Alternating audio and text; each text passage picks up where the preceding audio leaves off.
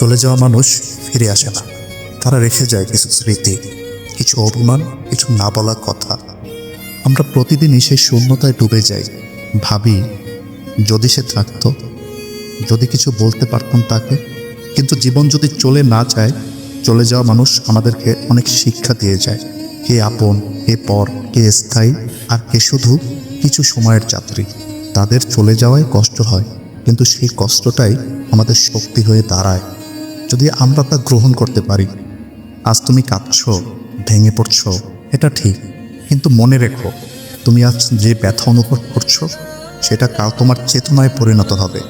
এই কষ্ট এতদিন তোমার ভিতরে এমন এক আলো জ্বালাবে যা কেউ নিভাতে পারবে না।